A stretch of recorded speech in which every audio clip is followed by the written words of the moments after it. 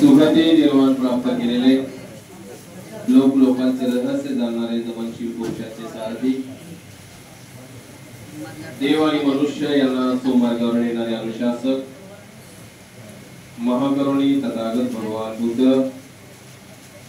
धर्मवाद, प्रांतवाद, अर्थवाद, शास्त्रवाद, इतिहासवाद आणि तहसीलवाद या सर्व वादांवरती दिग्दर्शन ठरलेले दी बुद्धिस्ट सोसायटी ऑफ इंडिया तथा भारतीय बौद्ध महासभा या धर्मसंस्थेचे प्रथम संस्थापक अध्यक्ष बोधिसत्व महामानव विश्वरत्न भारतीय गणेश पुस्तकार परमपूज्य बाबासाहेब आंबेडकर यांना यांच्या विचारांना प्रतिमाला the Buddhist Society of India तथा भारतीय बौद्ध महासभा या धर्मसंस्थेचे द्वितीय राष्ट्राध्यक्ष पौधाचार्याचे जनक चैत्य तुपाचे निर्माते तुकाराम कांबळे पंडित कश्यप दिवंगत सूर्यपुत्र बाळासाहेब आंबेडकर यांच्याही पवित्र आणि पावन प्रतिवार वंदन। तसेच या धर्मसंस्थेचे राष्ट्रीय संरक्षक ममता सागर महाउपासिका आणि मीराताई आंबेडकर यांच्याही वायुवेदन कार्याला धर्ममंगल कार्यात दिवार वंदन। त्याचबरोबर या धर्मसंस्थेचे राष्ट्रीय कार्याध्यक्ष आदरणीय डॉक्टर भीमराव यशवंतराव आंबेडकर साहेब या धर्मसंस्थेचे प्रमुख सल्लागार बहुजनांचे श्रद्धास्थान वंचित बहुजन आघाडीचे संजय प्रकाश तथा बाळासाहेब आंबेडकर यांचे कार्याला वंदन करून त्याला संदेश करून चैत्यभूमी वर्षावाद धर्मप्रवचन मालिका 2025 डॉक्टर बाबासाहेब आंबेडकर स्मारक पवित्र अशा स्तूपामध्ये मुंबई प्रदेशच्या विद्यमानाने आषाढ पौर्णिमा ते अश्विन पौर्णिमा या कालावधीमध्ये आपण वर्षावास मालिकेचं आयोजन केलेलं आजचं पाठ्यपुरुष श्रीकांत सुत आणि मानवतेकर हे मुकण्यासाठी आजच्या प्रवचन कार्य आहे आणि आजच्या कार्यक्रमाला प्रमुख उपस्थित आपले पूजनीय बनते कर्जापांडी त्याचबरोबर पूजनीय बनते वैशिष्ट होते त्यांना देखील या ठिकाणी दिवार प्रणाम करतो। आजच्या कार्यक्रमाला प्रमुख उपस्थिती राष्ट्रीय उपाध्यक्ष आदरणीय सुषमाताई पवार मुंबईचे सन्माननीय अध्यक्ष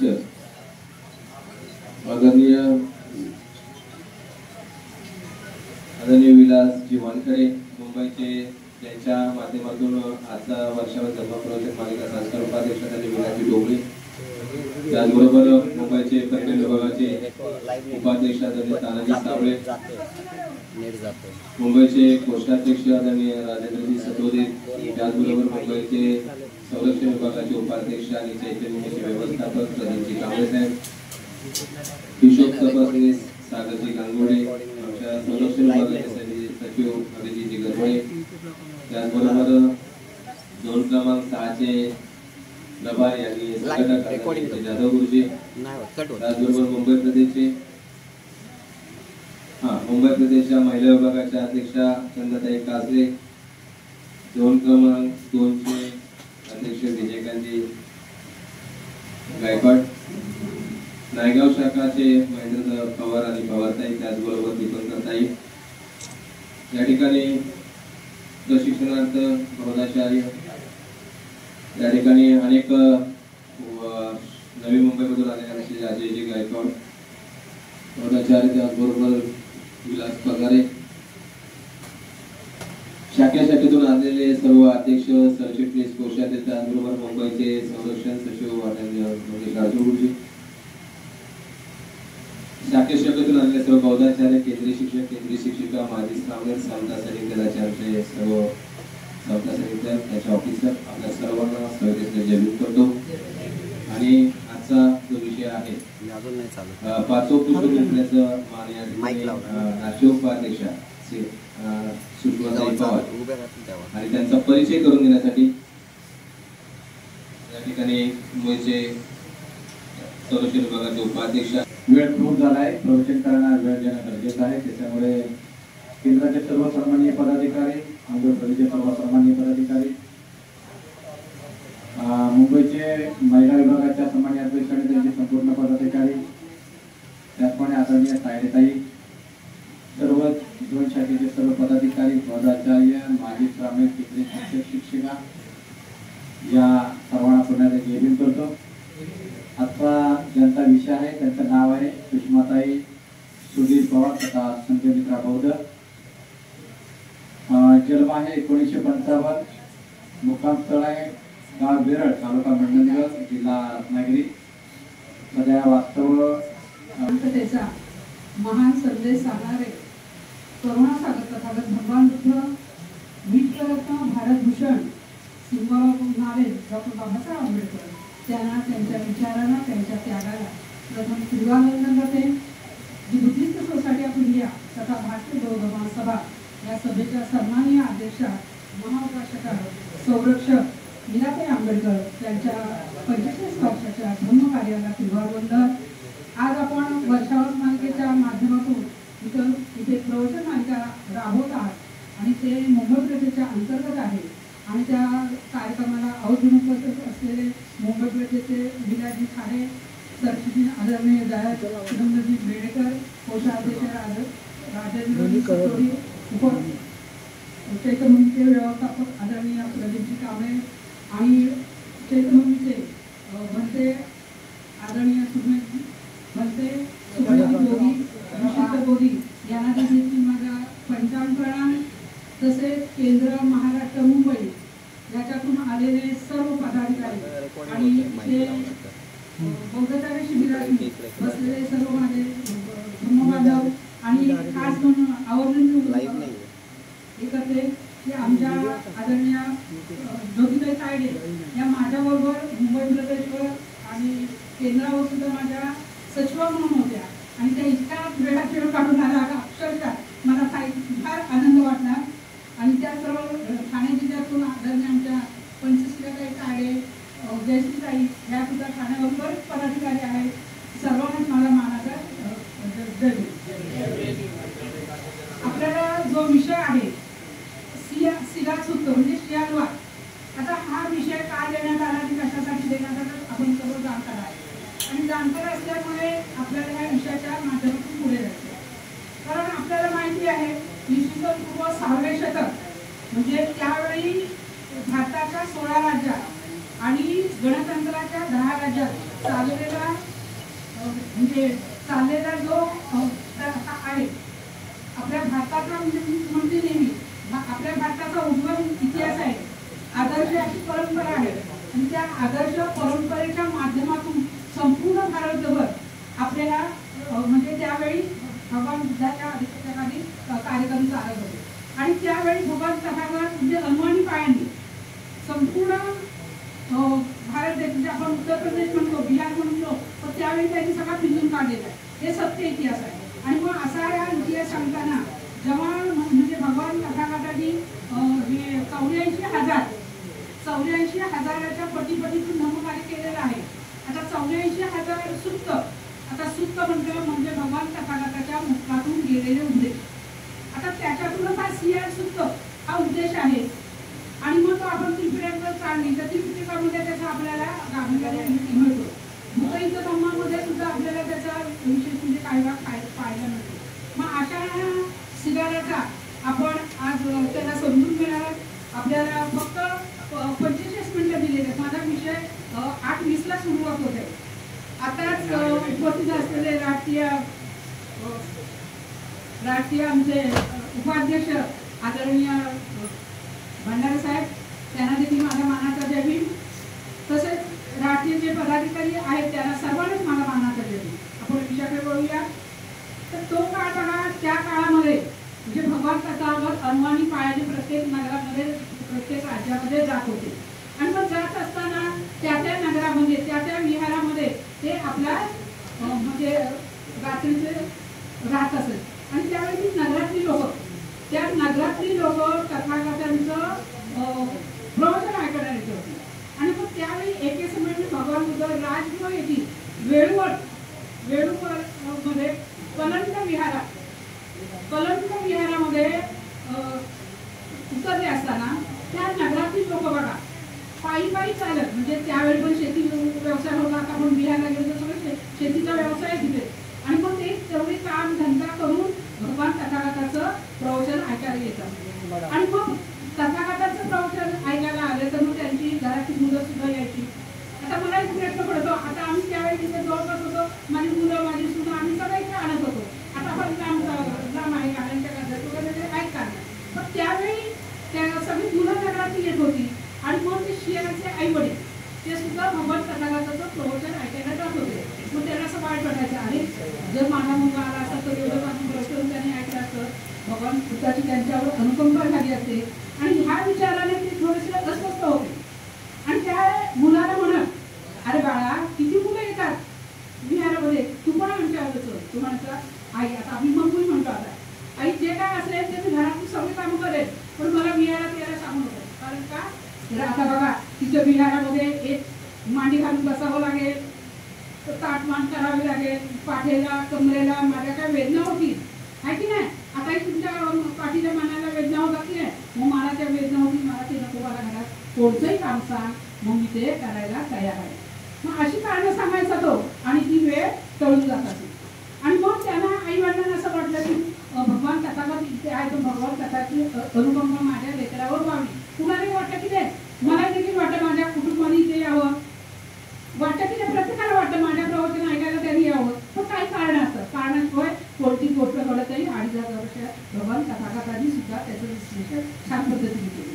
आणि म्हणून मग अशा पद्धतीनं त्यावेळी तो मुलगा आपला म्हणजे वेळ टळत होता. आणि मग एक समय असे म्हणजे दिवस गणित जात होते आणि ती त्याचे आई वडील, शिगालाचे आई वडील वयोवृद्ध होते.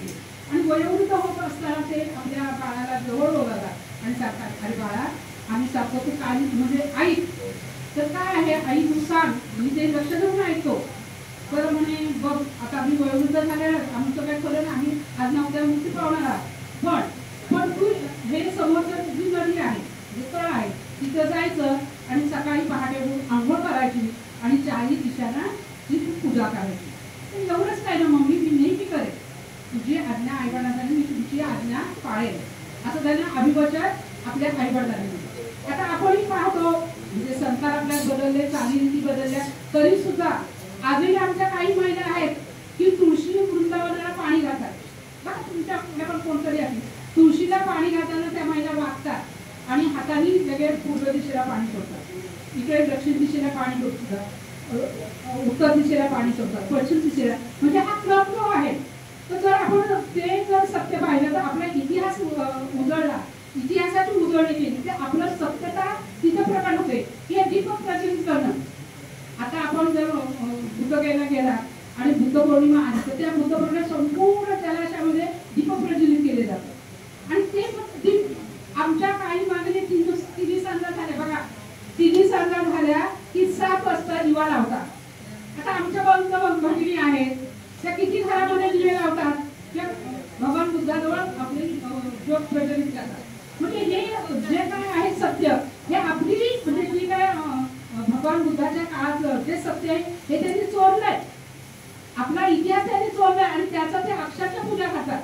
आपण त्याच्यापासून दूरच राहिलेलो आहोत. आता आपण त्याच्या म्हणजे इथे दीप प्रज्वलित करून उद्घाटन केलं की नाही, मग हा दीप म्हणजे आपण अर्थदीप भाऊ म्हणतो, अज्ञानातून प्रकाशाकडे जायला हे देखील आपण म्हणतो. आणि अशा पद्धतीने दीप आपल्या बौद्ध धर्मामध्ये फार म्हणजे त्याला उच्च असं आहे, म्हणजे भगवान बुद्धाच्या काळापासून आहे. आणि मग हा मुलगा आई वडिलांना अभिवचन देत असतो. आता ह्या मुलाने अभिवचन दिलेलं आहे आणि त्या अनुसरून तो म्हणजे रोज उठल्यानंतर काय करतो, त्या नदीजवळ जातो, नदीमध्ये आंघोळ करतो आणि 4 दिशाला. आता त्याचा हेतू काय होता, प्रत्येक गोष्ट हेतू पूर्ण होत नाही, तर त्याचा हेतू हा होता की त्याच्या आई वडिलांना वाटत होते की माझा मुलगा कधी ना कधी भगवान तथागत या राजनगरीत येतील आणि त्या वेळेवर इकडे येतील आणि त्यावेळी माझ्या मुलावर तथागताची अनुकंपा होईल आणि अनुकंपा व्हावी ह्या उद्देशाने त्याला मुलाला सांगितलं की पूर्व दिशेकडून भगवान तथागत जात आहेत भिक्षाटनाला, दक्षिण दिशेने जायचं, उत्तर दिशेने जायचं, कोणत्या ना कोणत्या दिशेमध्ये या विभागात भगवान तथागत चारिका करत आहे. आणि एक काळ असा आला की भगवान तथागत राजगृही नगरातून मधून म्हणजे भिक्षा पात्र हातात घेऊन ते आपल्या चारिकेसाठी निघाले होते. आता चारिकेसाठी निघालेले आहेत आणि त्याच वेळेला हा पूर्व दिशेला 4 दिवसाची पाणी सोडणारा मुलगा सिया त्यांना दिसतो आणि तो भगवान तथागत तिथेच थांबतात आणि असे विचारित होता आणि भगवान तथागत, हे गृहस्था तू काय करत आहेस, हे गृहस्था तू काय करत आहोत. तर सांगतो की माझे आई वडील जेव्हा मृत्यूसमयी होते तेव्हा त्यांना मी अभिवचन दिलेलं आहे आणि त्यांच्या आज्ञेचं मी पालन करतो आणि त्या चारही दिवसाची मी पूजा करत आहे. आणि मग भगवंताचा म्हणतो, अरे पुरस्ता, हे व्यवहारिक ज्ञान आहे का? तूही जी पूजा करत आहे हे व्यवहारिक ज्ञान आहे का? म्हणजे पाणी ओढवलं, नमस्कार, इकडे पाणी उडवलं, तिकडे पाणी उडवलं, ओढवलं. आता माझ्या गावाची तायडे काही होतं, त्या दुसऱ्या तायडे, पण त्यात हे पाणी करताना मी समोर बघायची, आम्हाला सांगितलं. पण आम्ही विचारलं की त्यांच्या पद्धतीने वागतात, आपण आपल्या पद्धतीने वागवतो. आणि मग भगवंताचा बोलता, अरे हे दुरुस्ता, हे व्यवहारिक आहे का? तर म्हणे व्यवहार ज्ञान म्हणजे काय आहे याच्यात? तर तुला मी सांगतो, तू ऐक. आणि मग भगवंताचा कसे करतात, तू हे काय करत आहेस? माझ्या आई वडिलांच्या आज्ञेचे पालन मी करत आहे. काय म्हणतो? मी माझ्या आई वडिलांच्या आज्ञेचे पालन करत. भगवान बुद्ध म्हणतात, गृहस्थ हा व्यवहारी धर्म नव्हे, याने हा व्यवहारी माणसाचा धर्म कसा होऊ शकतो? व्यवहारी माणसाचा धर्म हा कसा होऊ शकतो? तर भगवंत, मला व्यवहारी माणसाचा धर्म कसा आहे ते तुम्ही समजावं. म्हणजे माझ्यावर तुम्ही अनुकंपा करा. आणि त्याच पद्धतीने भगवंताचा त्याला त्याच्यावर अनुकंपा करायला सांगितली. आता अनुकंपा म्हणजे काय? मला मार्गदर्शन करा. सोप्या भाषेत मला तुम्ही मार्गदर्शन करा. आणि मी ते शांतपणे ऐकतो. आणि तो गृहस्थ म्हणजे आता सिया तिथं बसलेला आहे आणि भगवान बुद्ध त्याला सांगत आहे. तर भगवान बुद्ध काय सांगतात बघा. भगवान बुद्ध बोलतात, वाईट प्रवृत्तीपासून दूर राहणे.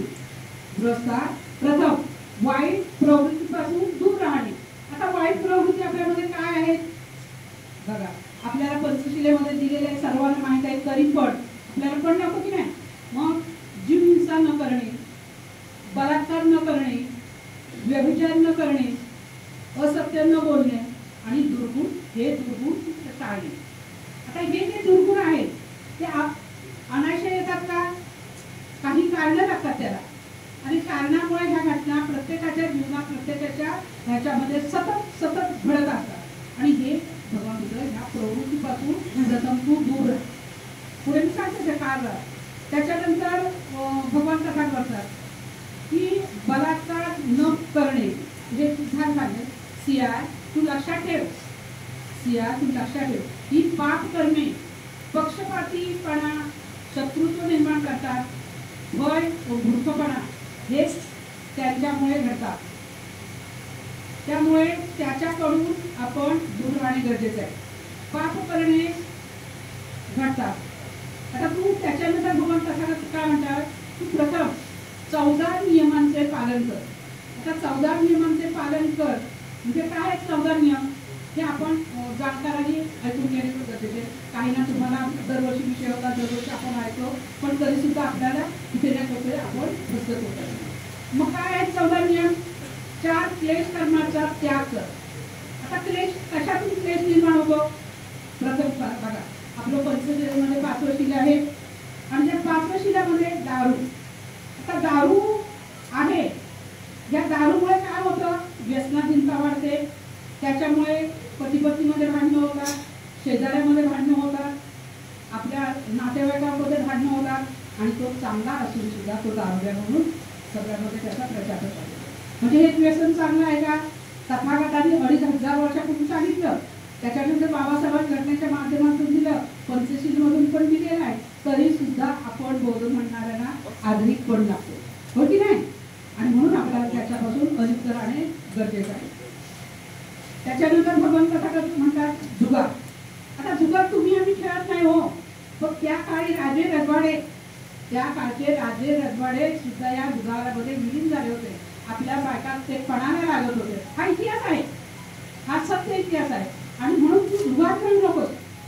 जुगारामुळे काय होतो? आता एखादा डाव मित्रामध्ये गेले आणि मग ते काही ठिकाण आहेत, मुंबईत सुद्धा काही जुगार खेळणारे अड्डे आहेत. त्या अड्ड्यामध्ये तो माणूस बरोबर त्या बाजूला, तुम्ही मिठी स्टेशनवरून आला तर तिकडे जाताना त्या अड्ड्यावर बसणारे कोण आहेत ते पण करतात की बरोबर त्यांची पावलं तिकडेच वाढतात का ती जुगारावर बसणारी. मग ते चढेल रमी खेळ चढ, मग ते खेळायला लागल्यानंतर डाव टाकला का तो पहिल्या दुसऱ्या याच्यात जिंकला. आता जिंकल्यानंतर त्याला आनंद होतो. जो जुगारात जिंकला त्याला प्रथम आनंद होतो, कारण मी आता एवढे 5,000 जिंकलेला आहे, किती आनंद त्याच्या चेहऱ्यावर, कसं उत्तेजन वाटतं. पण दुसऱ्या त्याचेच मित्र असतात त्याच्यावर खेळणारे, ते म्हणतात अरे हा जिंकला, म्हणजे त्यांच्या मनात काय होतो, द्वेष निर्माण होतो. अरे आम्हाला सोडून हा जिंकलेला आहे, मग द्वेष भावना निर्माण होते. नाही नाही आता नको, अजून पुन्हा खेळ. ते दुसरे म्हणतात नाही आम्ही पण खेळतो, मग पुन्हा डाव टाका. आता हे पुन्हा डाव टाकतात, पुन्हा डाव टाकल्यानंतर पुन्हा तो जिंकतो. आता तिसरा डाव येतो, तिसरा तो अधिक डावतात आणि तिसऱ्या डाव हा संपूर्ण तो जुगारामध्ये हरतो. आता हरल्यानंतर बघा अहमपणा असतो, मीपणा असतो. आता मी एवढ्या करून हारलोय, मी 3 वेळा डाव लावलोय, मग काय तो लगेच काय करतो, आपल्या घरी येतो. आणि घरी आल्यानंतर घरातले आपल्या पत्नीच्या अंगावरचे दागदागिने असतात ते सुद्धा घाण ठेवतो आणि जुगारात सुद्धा असतो. आणि इतकंच नव्हे तर अनेक म्हणजे बाजूनी तो घर बर्बाद करतो. ह्या जुगाराचा नाश हा बर्बादीचा आहे आणि तो बर्बादीचा नाश करू नये हे तथागतांनी त्यावेळी स्त्रियांना सांगितले आहे.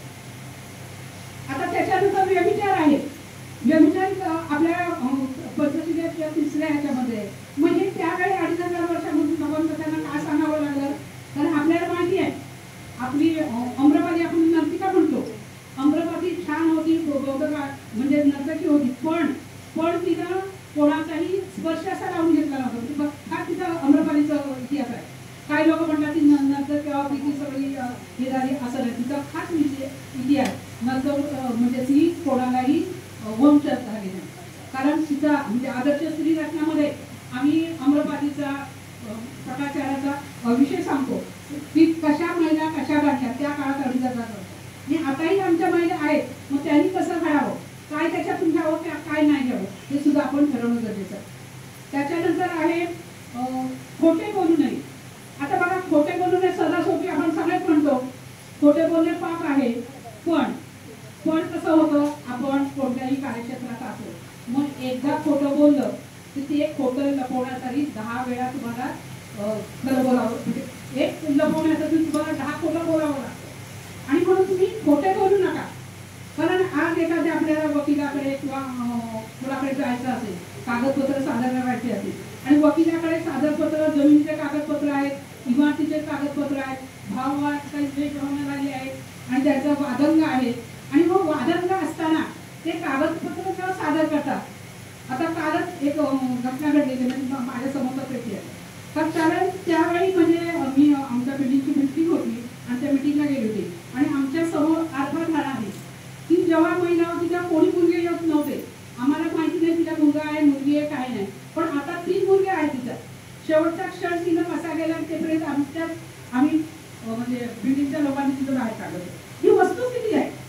ही वस्तुस्थिती पाहण्यास काळाची गरज आहे. कारण ह्या फक्त मृत्यू झाल्यानंतर त्याच्या हिस्सेदारासाठी असतं, पण आपलं कर्तव्य काय आहे, आपलं कर्तव्य सुद्धा त्याच्या पाठी आहे. आणि म्हणून तुम्ही खोटे बोलू नका, खोटे बोलू नका आणि कोणाची फसवणूक करू नका. आता हे सांगितल्यानंतर भगवान तथागत म्हणतात तुला 6 संपत्ती नाशाची कारणे ओळखणं गरजेचं आहे.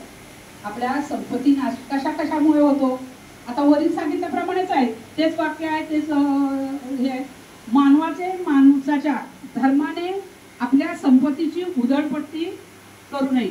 आता उधळपट्टी करू नये का सांगितलंय, तर त्या काळी पण ते राजा रजवाड्यांचे लग्न होत होते, आजही आपल्या काळात आहेत लग्न होत आहेत. आता लग्न जर होत असेल तर आपल्या ऐपतीप्रमाणे करा. नाही त्याच्याला तो बँड होता, तो ऑर्केस्ट्रा होता, तो मंडप असा होता, ते 7 पदार्थाचं त्याने जेवण ठेवलं होतं, मग माझ्या मुलीच्या लग्नात मला नको करायचं, म्हणजे त्याच्यावर जवळून करून तुमच्याकडे काही नसताना कर्ज बाजारी होऊन तुम्ही त्याच्या दुप्पट खर्च करताय. म्हणजे भगवंत आता काय म्हणतात, तुम्ही उधळपट्टी करू नका. म्हणजे जसं अंथरूण पाहून पाय बसरा आपण म्हणतो की नाही, अंथरूण पाहून पाय बसरा, त्यानं केलं म्हणून तुमची आहे काय बघ, असं आपण करता कामा नये. त्याच्यानंतर भगवंत तथागतांनी सांगितलं की मद्यपानाचे सेवन व व्यसन हे सुद्धा घातक आहे. आता मी वर सांगितलं ते पुन्हा तुम्हाला सांगत आहे, तुम्ही ज्ञानी आहेत लोक. अवेळी रस्त्यावरून भटकणे. आता अवेळी रस्त्यावरून भटकणे, त्या काळी काय होतं, सगळं जंगल होतं, अरण्य होतं, अरण्यातून लोक प्रवास करत होती, गाड्या नव्हत्या, गिरद्या नव्हत्या, स्कूटर नव्हत्या, कार नव्हत्या, सगळं नव्हतं, पण तरी प्रवास करावा लागत होता, ह्या गावातून त्या गावात, त्या गावातून त्या गावात. आता आपण मुंबईचे स्थायिक आहोत किंवा शहरातले स्थायिक आहोत, आपल्यालाही प्रवास करावा लागतो. आणि मग प्रवास करताना त्या काळी भगवान तथागतांनी जे सांगितलेलं, जे रात्री अपराधी प्रवास करू नये. कारण काय तर जेव्हा एखादा गुन्हा पोलीस स्टेशनला नोंदवला जातो आणि पोलीस स्टेशनला नोंदवल्या झाल्यानंतर त्या गुन्हेगाराची तपासणी होते आणि मग तो गुन्हेगार मिळते ह्या 24 तासामध्ये इथे उभा करा असं त्याला सांगितलं. 12 तासाच्या आतमध्ये गुन्हेगार आलाच पाहिजे. आणि मग त्या पोलिसांची म्हणजे धांदल उठते आणि मग पोलीस असे फिरत असतात, तपासत असतात. आणि समजा तुमच्यासारखा एखादा तरुण त्या वाटेने जात आहे, तुमच्यासारखा तरुण वाटेने जात आहे आणि मग संशयास्पद आहे, तर ह्या मुलाचं ह्या वेळी काय काम आहे, वाजले किती, 1:30 वाजलेला आहे, हा कुठे जाते, मग हात बरा आपल्या कसं काय. आणि मग त्यालाच बरोबर कॅच करतात आणि त्याला ओढून ताडून त्या पोलीस स्टेशनला देतात. म्हणजे तुम्ही बघा त्या काळी 2500 वर्षापूर्वी भगवान तथागतांनी सांगितलेलं आणि आजच्या काळात किती उपयुक्त आहे हा पण विचार करा.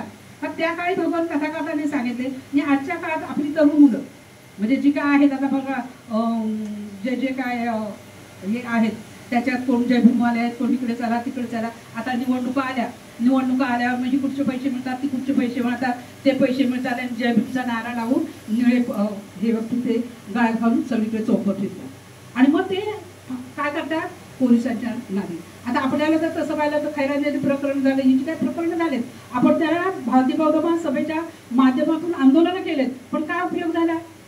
पण ते जे पकडणारे त्यांनी गुन्हेगार नको ते पकडले, हे सत्य आहे, हा इतिहास आहे. आणि मग हा इतिहास आपल्याला पडताळून बघणं पण गरजेचं आहे. आणि मग पुढे सांगतोय भगवान तथागत, आपण आता नाश म्हणजे संपत्तीचा नाश होतो, कशामुळे होतो, मद्यपानाच्या आहारी गेल्यावर आता वर मी सांगितले. पण त्याच्यामुळे घरात भांडण तंटा पण होतोय. रोगहीनता म्हणजे आपला तो जो वयस्कर मनुष्य आहे दारू पित आहे व त्याचं काय होतं, किडण्या बाद होतात आणि त्याचा अवकाळी त्याला मृत्यू होतो. कशामुळे मृत्यू होतो की तो ते व्यसन केल्यामुळे, व्यसनाधीन असल्यामुळे तो अकाली मरण होतो. मग ती सगळी जबाबदारी कुणावर येते, त्या महिलेवर येते. कारण ती लहान लहान मुलं असतात, त्या लहान मुलाला सांभाळणं, त्यांची मोजमाप करून त्यांचं तिला पोट भरावं लागतं, हे सत्य आहे. आणि मग ह्या सगळ्या ज्या गोष्टी घडतात त्या कशामुळे घडतात की रोग आणि त्याच्यानंतर आपली वर्तणूक, आपण म्हणजे रोगहीनता, शील भ्रष्टता, अश्लील वागणूक आणि बुद्धिनाश ही 6 प्रकारची संकटं येतात. म्हणजे आपल्यावर किती 6 प्रकारची शील भ्रष्टता आहे, अश्लील वागणूक होते आणि वर्तणुकीमध्ये बदल होतो. बुद्धिमत्ता सुद्धा भ्रष्ट होते, मग नुसते आपल्या लोकांचे होते का, म्हणजे भगवान बुद्धांनी जे सांगितले ते मानवासाठी आहे, मानव समाजातील साठी. मग तो कोणताही ह्याच्यातला असू दे, त्या मानवासाठी मानवाने मानवाला सांगितलेलं आहे, विज्ञानवादातून सांगितलेलं आहे. आणि म्हणून अवेळी रस्त्यावरून तुम्ही भटकू नका असं भगवंत तथागतांनी त्या काळी सांगितलेलं होतं. आता त्या काळी सांगितलं, पण आजही आपल्याला त्याचं उत्तर सापडतंय. आणि मग पुढे आहे की बायको मुले, आता तुम्ही रात्री अपराधी बाहेर गेला तर काय होतं, आता एखादा चोर असेल तर तुम्ही घरात नाही, ही संधी साधून तुमची मालमत्ता सुद्धा लुटायला येईल. आता त्या काळी भगवान तथागताच्या वेळेला घराला कुलपं नव्हती, दारं नव्हती, 7-8 उघडे असायचे, कारण ती सुवर्ण नगरी होती भगवान तथागताच्या काळात, चोऱ्या मारायचं. पण आताच्या काळात तुमचं बघा काय आहे, बाहेर हे आहे, त्याच्यानंतर दुसरं टाळ, तिसरं टाळ, 3 टाळी आम्हाला लावायला लॉक लावावं लागतंय. कशासाठी, कारण दिवसा पण आम्ही दरवाजा पुढे ठेवू शकत नाही. हे काय, हे सगळी भीतीचं वातावरण आहे. आणि कशामुळे, कारण ह्या चोरी मारी होऊ नये म्हणून हे आताचं हे घडेल, म्हणजे त्या गुन्ह्याचा तपास लागत नाही. आणि म्हणून रात्री फिरणाऱ्याला खोट्या अफवा चिकटतात, म्हणजे तो करत नसला गुन्हा तरी त्याला खोट्या अफवा चिकटतात. आणि म्हणून आपण रात्री अपरात्री बाहेर फिरणे. आता मला त्याच्यातून एक अभिमानाने वाटावं लागतं, आपण त्याच्यामध्ये सगळ्यात. आता आम्ही ऑफिसमधून निघाले 12 वाजता, 12:30-1ला जातो, पण आमचं संरक्षण कोण करतंय, हे शुभ्रवस्त्र, हे शुभ्रवस्त्र आहे, हे शुभ्रवस्त्र संरक्षण करतंय की कोणतरी बाई आहे, आम्हाला कोणी हेळसाडत नाही, काय नाही. मग तो दारुडा जरी असला ना तर असा भुंगत पण आमच्या बाजूने जाय. मला बरेच अनुभव आलेले, गोरेगाववरून येताना, आता कल्याणवरून येताना, असे बरेच होतं. पण आपल्या वाटेला कोण जात नाही, कारण हे आपली आचारसंहिता आहे. आलं लक्षात? ही आचारसंहितेनुसार आपल्याला चालणं गरजेचं आहे. आता त्याच्यानंतर आपल्याला कुसंगतीचे 6 प्रकार आहेत. कुसंगत म्हणजे तुम्ही जी संगत करताय, चांगलं की वाईट, कोणाची संगत करताय. आता बघा, तोंडावर गोड गोड बोलणारा आणि मागे येऊन निंदा करणारा.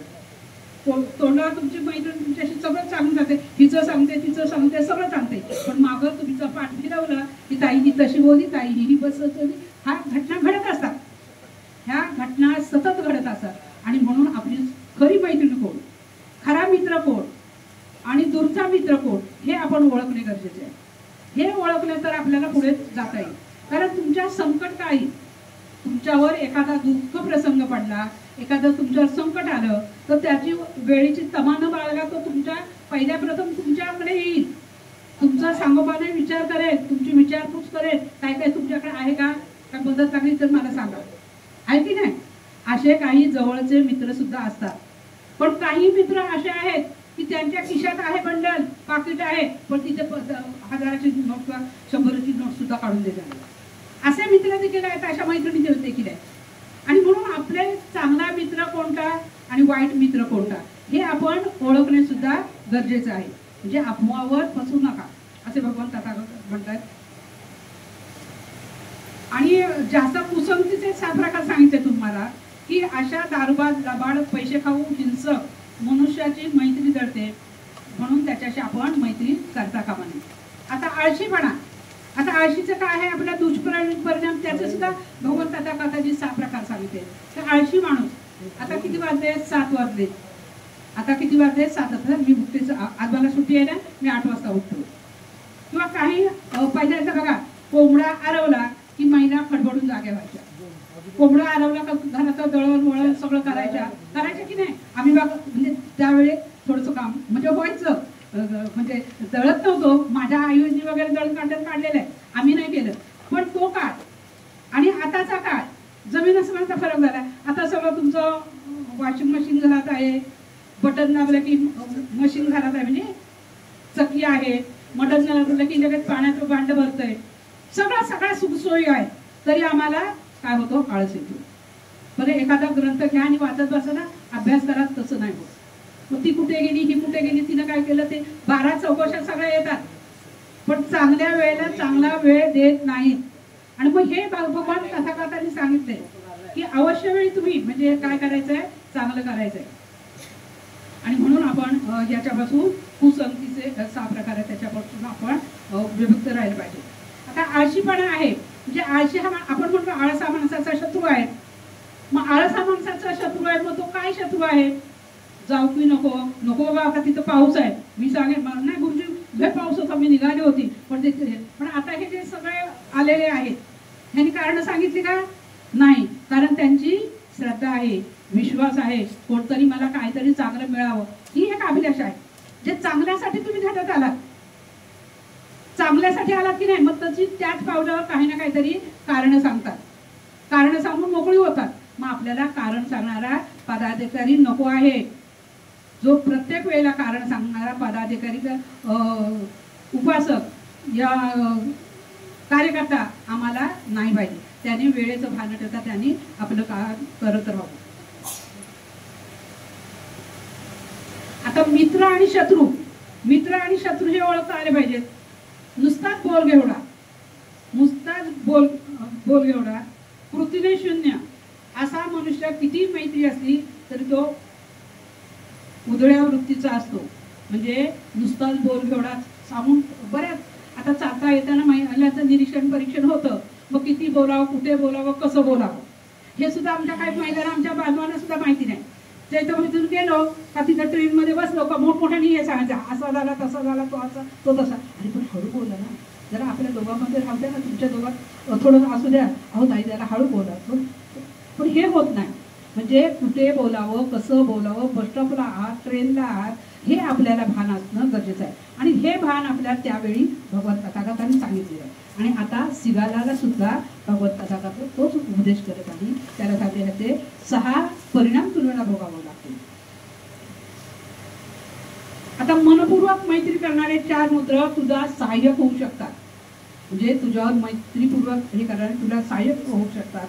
तुझ्या दुःखात सहभागी होऊ शकतात, सुखात सहभागी होऊ शकतात, हे सुद्धा भगवंता त्यांनी सांगितलं आहे. आणि तसं आपण ओळखणं सुद्धा काळाची गरज आहे. आणि सहानुभूती दाखवणारा हा सहाय्यक हा खरा मित्र समजावा. सहानुभूती दाखवणारा सहाय्यक हा खरा मित्र ठरवा. आपण एकदा कॉल केला तो तिथून लगेच तुमच्या शब्दाला जागला.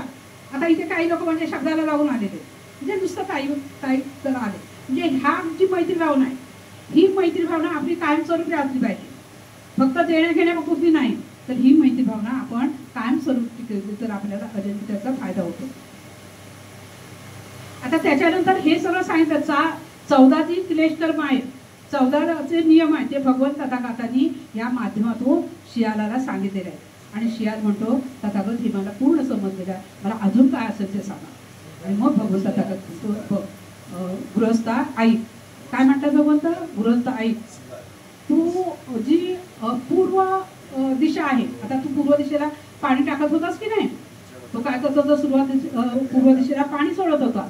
तर पूर्व दिशा आई वडील आहेत, त्यांची सेवा कर, पूजा कर म्हणाले नाही, त्यांची सेवा करा.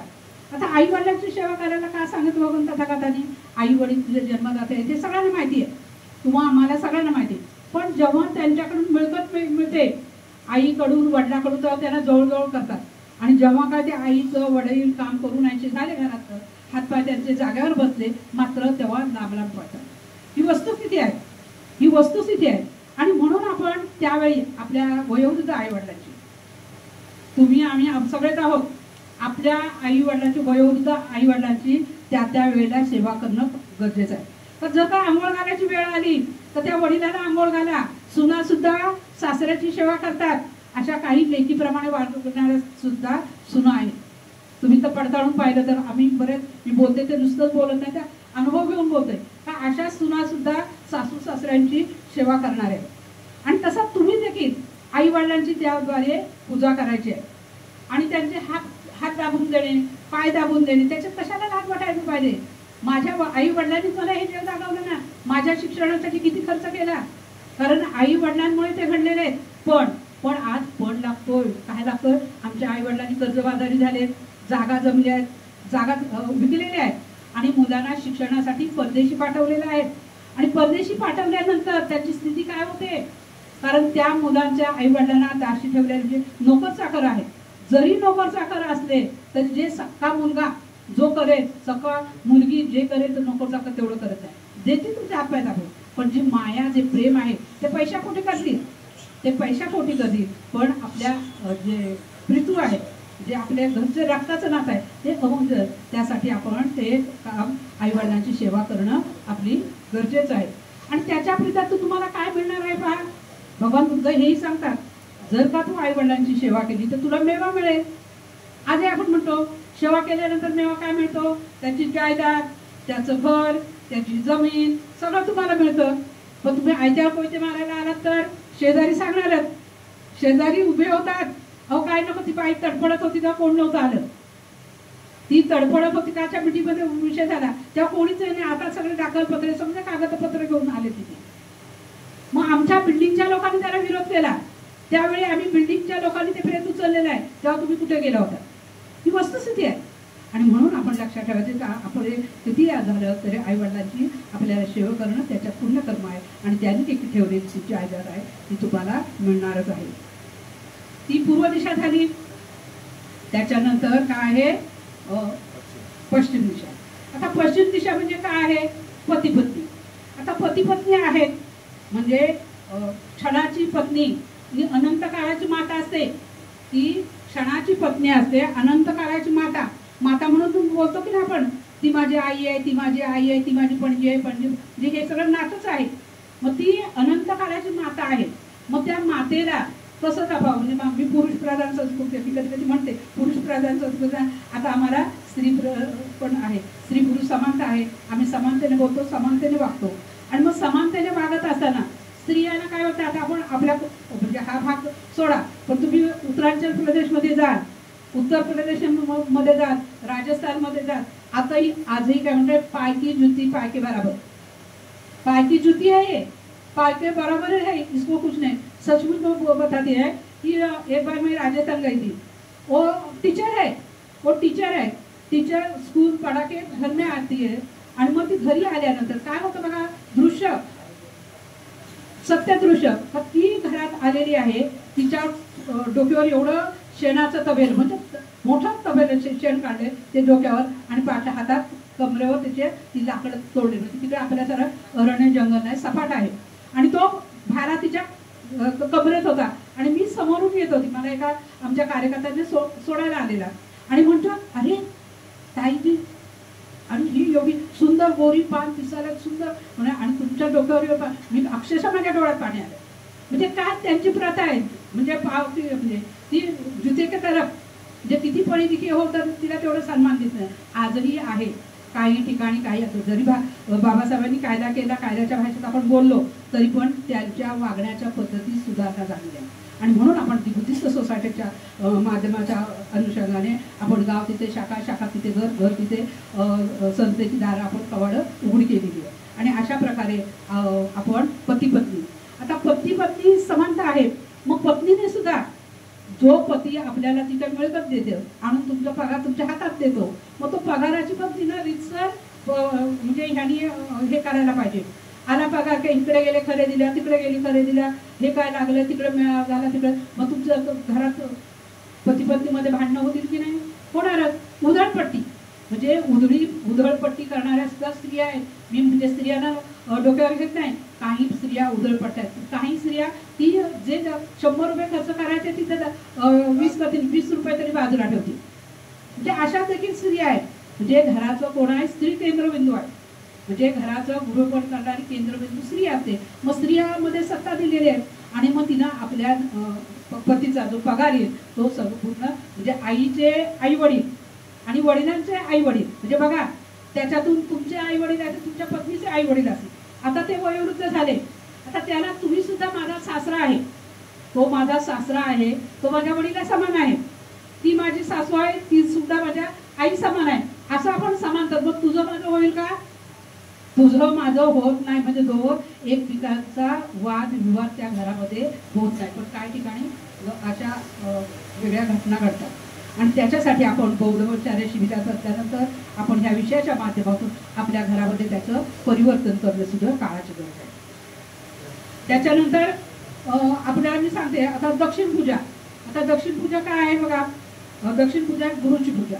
आता जर का गुरु, आता आपण गुरुवर्य म्हणतो, गुरुवर्य, आता गुरु जर आपल्या घरी आले तर आपण आल्यानंतर उठून उभं राहायचं आहे, त्यांना बसायला आसन द्यायचं आहे. गुरु आणि नातेवाईकांची पूजा करायची. म्हणजे तुमच्याकडे येणारे पै पाहुणे नातेवाईक हे जरी आपल्याकडे जरी आले, हा चला या, जय भीम जय भीम जय भीम, बसा बसा बसा, हे बोलणं आपलं कर्तव्य आहे की नाही? मग कर्तव्य असताना मग तो आला का, त्या दिवशी ते येऊन गेला, आता काय पुन्हा त्याचं काम आहे? इथून आपण किचनमधून आवाज आला, किचनमधून असा आवाज आला, त्या दिवशी ते येऊन गेले, जेवून खाऊन गेले ना, आता कशाला आलं? म्हणजे ह्या स्थिती आहेत. जर पाहुणा आपल्या घरी आला तर या, बसा, त्यांना पहिल्या प्रथम पाणी द्या. आणि पाणी देताना कसं देतात? आमच्या आधुनिक महिला पाणी द्यायचं टेबलावर असं आपटायचं, ही प्रथा आहे का? पाणी देण्याची सुद्धा पहिल्यापासून 2 हाताने पाणी द्या, आदरपूर्वक त्यांचा सन्मान करा, आदरपूर्वक पाणी द्या. मग त्याला तहान नसली तरी तुमच्या हातातला तांब्या भांडं घेऊन तो 2 घोट तरी पाणी पिईल. पण तुम्ही त्या तांब्या ह्याच्यावर आपटला तर कोणी पाणी पिणार. ही वस्तुस्थिती आहे. आणि म्हणून पाहुण्यांचा आदर सत्कार करणे, पाहुणे आले गेल्यांचा आदर सत्कार. आता तो विरारवरून आलाय, वसईवरून आलाय, कुठून लांबून आलाय, इकडून आपल्या रायगडवरून आलाय, मग चला काय किती वाजले, दुपारचे वाजलेले किती, चल लगेच हिनं ताडग्याचं पुसायचं, भाऊ डाळ भात काय आहे तर जेव्हा. हो तुम्ही काय घेणार? कॉफी घेणार, लस्सी मागवू, थंडा घेणार? आता तुम्ही काय म्हणाल? तुम्ही आलाय विरारवरून, आता वाजले 2चा टाइम जेवणाचा झाला, लस्सी घेणार, थंडा घेणार, गरम घेणार, चहा घेणार की कॉफी घेणार? म्हणजे पाहुण्याला कसं स्वागत करायचं त्याच्यात त्याला कळतं. तो पाहुणा काय साधा सुद्धा नसतो, मी तुम्हाला ओळखतो, ह्या महिलेची काय ही आहे किंवा ह्या घरातल्याची काय किंमत आहे, किंमत नको नको ताई, मी आता जेवून आलो, मी तर थांबत आहे, मला तुम्हाला कार्ड द्यायचं होतं मी म्हणून आलो होतो. आणि तो झटपट निघून जातो. का जातो निघून? तुम्ही येऊन आल्यानंतर त्यांना पाहुणचारानं दुपारच्या वेळात आलं तुम्ही घासभर त्याला जेवण देणं हे तुमचं कर्तव्य आहे. हे कर्तव्य आहे दुसरं, हे मानवाचं कर्तव्य आहे. मानवाने त्याच्यासाठी आलेल्या पाहुण्यासाठी स्वागत करा. तुम्ही चिकन मटन देऊ नका त्याला. जे आपल्या घरात यथाशक्तीने आले ते द्या, ते त्याला द्या. पण बसा जेवून खाऊन जेवल्याशिवाय जायचं नाही. मग तो पुढच्या वेळेस सुद्धा तुम्हाला आदर सत्काराने त्याच्या घरी सुद्धा तुम्हाला बोलवेल, तुम्हाला सुद्धा उठबुटून करेल. किंवा आजही असं होतं ते कधी येणार आहे कोणत्या तारखेला काय मग त्यांनी लगेच पलायन काढलं नाही, ते पिक्चरला गेले ते इकडे गेले, पाहुणे येणार ते लगेच टाळ्या घराला टाळ लावून कशा अशा शिवाय आज अशा देखील घटना घडत आहेत. कारण माणसं टाळण्याचा म्हणजे नातेवाईक पाहुणे टाळण्याचे हे तर त्यासाठी आपण भगवान तथागताच्या ह्याच्यातून शिवाला दिलेल्या उपदेशातून आपण त्याच्यात ती अनुभूती घ्यायची आहे. तर आल्या गेल्याचा पाहुणचार करणं हे आपलं अर्ज कर्तव्य. त्यात जे काय असेल त्याला तुम्ही मोठ्या हॉटेलात नेऊ नका, जेवण मागवू नका बाहेरचं, पण घरचं तर आहे ना. आपल्या घरचा चटणी भात काय डाळ भाकर असेल की त्याला तुम्ही वाढा, हे तुमचं कर्तव्य आहे.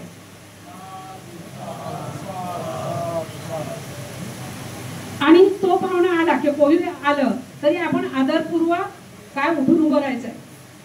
आल्यानंतर आपण आदरपूर्वक उभं राहायचं आहे. आणि तो आला हा बसा बसा बसा तिकडे बसा, तिथे काय काय इकडे बसा, हे आपण त्याच जागेवर जागा सोडणार. मग काय होणार? आपल्याला सुद्धा 2 मिनिटं उभं राहणं गरजेचं आहे. हे सुद्धा आपण जाणलं पाहिजे का आपल्या काळात एवढ्या लांबून गाड्या घोड्यातून तो इथपर्यंत पोहोचलेला आहे. पण त्यासाठी आपण जागेवर उठून उभं राहणं गरजेचं आहे. 14 आहे मित्र. आपले नातेवाईक यांचा सुद्धा आपण उत्तम पद्धतीने काय करायला पाहिजे, पाहुणचार करायला पाहिजे. आता त्याच्यानंतर पृथ्वी. आता पृथ्वी आणि आकाश, पृथ्वी आणि आकाश. आता ते आपण काही इकडे पाणी उडवत. आता पृथ्वी काय आहे? पृथ्वी आहे नोकर चाकर. काय सांगितलं भगवत कथा का ते नोकर आणि चाकर. आता नोकर आहेत ते पृथ्वी समान म्हणजे काय सांगते ना उपमा ती दिली, कारण ते घरातलं सगळं काना कोपरा सगळे झाड लोट तुमच्या घरातली करतात, हो की नाही. आणि मग काही आता आमचे खाऊन पिऊन सुखी आहेत, त्यांच्याकडे नोकरांनी ठेवलेले आहेत, नोकर ठेवलेले आहेत. पण त्यांच्याशी कसं वागावं, काय बोलावं हे त्यांना आजही कळतं. आता नोकरांनी मी पगार देते ना, पगार देते म्हणजे मोठे उपकार करते मी त्यांच्यावर नाही. तो सुद्धा माणूस आहे, त्याला माणसाला माणसासारखंच वागवा. तुम्ही जर मिठाईचा बॉक्स घेतला असेल किंवा कुणी तुम्हाला मिठाई दिली असेल आणि तुम्ही तिथं खात बसला असाल आणि तो नोकर बिचारा घरातून कटका मारतोय, झाडू पोता करतोय, तर त्याच्यातून तुम्ही उचलून त्याच्या मुलांना घे बाई, तुझ्या मुलांना घेऊन जा. मग तीच बाई तीच नोकराने तुमचे कानाकोपरा संपूर्ण साफ सुथरा करणार. म्हणजे तुमच्या कानाकोपऱ्याचा ती कचरा काढेल. आताच्या म्हणजे ज्या कामवाले आहेत ते इकडे तिकडे झाडू मारतात, कटका मारतात, तर ह्या घरातून त्या घरात त्या घरात 10 घरांचं कामं करतात. का करतात, कशा करतात? तर फक्त वरवर पोचा फिरवायचा, वरखाली का काम करतात. आणि काही घरातले नोकर अगदी म्हणजे आहेत त्यांच्या मुलांची लग्न नातवांची लग्न झाली तर ते एका घराचं काम सोडत नाही. कारण संपूर्ण विश्वास त्या घरच्यांचा विश्वास त्यांच्याकडे. आता भंडारे झाले बसले, त्यांचे एक मित्र आहेत आमच्या आपल्या गोरेगावला, त्यांच्याकडे मी एक कामवाली लावून दिले. त्यात किती वर्ष झाले त्यांना नसेल माहिती, पण मी कामवाली राहील. पण ते आजही ते सगळं ते घरातलं काम एवढं घर कुठे फिरायला गेली तरी ते सगळं नोकर चाकर सगळं घर त्यांच्या स्वाधीन असतं. आपल्यात ते कांबळे आहेत, ते गुरुजी आले असतील, कांबळे गुरुजी आले असतील, बौद्धचार्य आहेत आमचे, पण त्यांची ती सगळं घरातलं हे ती व्यवहार सांभाळते. काय व्यवहार सांभाळते? विश्वास. विश्वासास पात्र आहे तसा तुम्ही सुद्धा विश्वासास पात्र व्हा. त्यांना वागवण्याची पद्धत सुद्धा त्याच पद्धतीनं ठेवा. काही महिला आमच्या म्हणतात, अहो ताई कामवाले टिकतच नाही माझ्या घरी, किती कामवाल्या झाल्या, तिला बदललं हिला बदललं. आता तिला बदललं मग तुझ्यात बदल कर ना.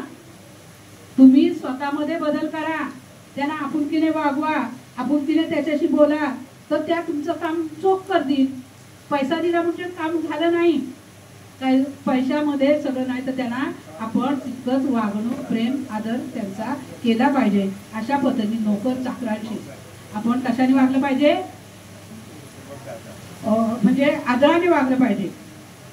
आणि त्यांना काम कोणतं देणं कोणतं न देणं. आता समजा वयोवृद्ध आहे, एखादी वयोवृद्ध आहे तर तिला काम कोणतं देणार तुम्ही, ते सुद्धा आपल्याला कळणं गरजेचं आहे. आता पूर्वीच्या काही कपडे धुवायला द्यायचे, धोपटाने ढोकरायचे, आता मशिनी आले, पण पिळून वाळत घाला. मग असे जे कामं आहेत, सोयीस्कर कामं तिच्याकडे द्या. मुलांवर नजर ठेवायला तिच्याकडे द्या. मुलाला भरवायचं असेल तुमच्या नातवंडाला तर तिच्याकडे द्या. तर ती आनंदाने प्रेमाने आदरून गोदरून त्या मुलाला भरवू. अशा पद्धतीने आपण नोकर चाकरांना सुद्धा आदराने करत. आता दुसरी पूजा आहे. आता तिकडे घड्याळाकडे पाहते. दुसरी पूजा आहे आकाश. आता आकाश म्हणजे काय? आकाशाला आपण फुलं देऊन पूजा करायची आहे का? नाही. आकाश म्हणजे काय? भिक्खू. जे महास्थवीर आहेत, ते भिक्खू आहेत, महास्थवीर आहेत, त्यांना आपण आपल्या ऑफिसमध्ये आपल्या ठिकाणी आलं तर पंचांग प्रणाम करणे. आता त्यांना पंचांग प्रणाम करणे म्हणजे कसं? आपण सांगितलंय 4 अवयवांनी म्हणजे 5 अवयवांनी केलेल्या वंदनेला पंचांग प्रणाम असे म्हणतात. आता ऑफिसमध्ये आले वंदनामी बनते, वाटेत तुम्हाला मिळाले असेल तर वंदनामी बनते. वंदनामी बनते बोलणं आपलं कर्तव्य आहे. कारण भगवा वस्त्रधारी आपल्या बाजूने जात आहे, मग तो कोणत्याही संस्थेत